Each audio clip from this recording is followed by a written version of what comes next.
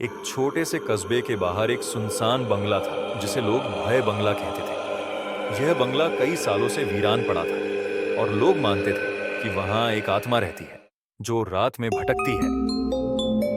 लोग उस बंगले के पास जाने से भी डरते थे, खासकर रात के समय। इस बंगले के बारे में कई कहानियां प्रचलित थीं, जिनमें एक लड़की की आत्मा का जिक्र होता था जो अपने परिवार के साथ इस बंगले में रहती थी। इस कहानी की शुरुआत उस रात होती है जब 5 दोस्त रवि, निशा, सुमित, आर्यन और तान्या इस बंगले के रहस्य को सुलझाने का फैसला करते हैं।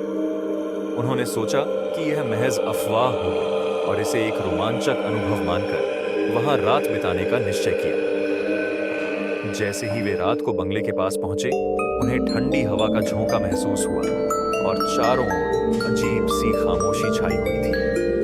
अंदर कदम रखते ही उन्होंने देखा कि बंगले का माहौल बेहद अजीब था। हर कोने में धूल की मोटी परतें थीं और फर्श पर जाले लगे थे। उन्हें ऐसा महसूस हुआ कि जैसे कोई छिपकर उन्हें देख रहा हो। अचानक तान्या को लगा कि किसी ने उसके कंधे पर हाथ रखा, पर जैसे ही उसने पीछे मुड़कर देखा, वहां कोई नहीं था। सभी ने इसे उनका वहम समझकर नजरअंदाज कर दिया और दूसरे कमरे में चले गए। कुछ देर बाद निशा ने दीवार पर एक पुराना चित्र देखा जिसमें एक छोटी बच्ची के साथ उसका परिवार खड़ा था। उसी वक्त अचानक से एक ठंडी हवा का झोंका आया और उस कमरे का दरवाजा अपने आप बंद हो गया। अब सभी दोस्तों में डर फैलने लगा, लेकिन वे समझ नहीं पा रहे थे कि यह सब क्या हो।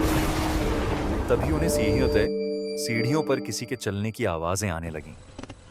उन्होंने देखा कि एक सफेद कपड़े में लिपटी एक छाया धीरे धीरे उनके पास आ रही है। सभी के रोंगटे खड़े हो गए और वे भागने के लिए तैयार हो गए। वह छाया जैसे ही उनके करीब आई, उसने धीमे स्वर में कहा, मेरी मदद करो, मुझे यहां से निकलने दो। यह सुनकर सब हैरान हुए।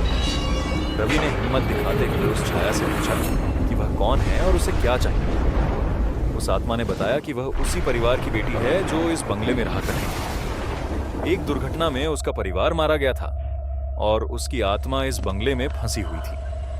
आत्मा ने कहा कि उसकी मुक्ति के लिए उसे परिवार के साथ बांधने वाले पुराने खिलौने को खोजकर उसे जलाना होगा।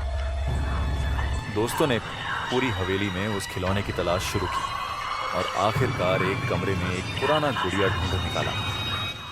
जैसे ही उन्होंने उस गुड़िया को जलाया, आत्मा ने धन्यवाद कहा और धीरे धीरे गायब हो गई। सुबह होते ही सभी दोस्त बंगले से बाहर निकले और उस दिन के बाद कभी किसी ने वहां भूत या अजीब घटना का अनुभव नहीं किया। गांव वालों का मानना है कि आत्मा को शांति मिल चुकी है और बंगला अब भूतिया नहीं रहा। यह अनुभव दोस्तों के लिए न केवल डरावना था, बल्कि उन्हें यह समझने में भी मदद मिली कि कभी-कभी आत्माओं की मुक्ति के लिए उनकी अधूरी इच्छाओं को पूरा करना जरूरी होता है।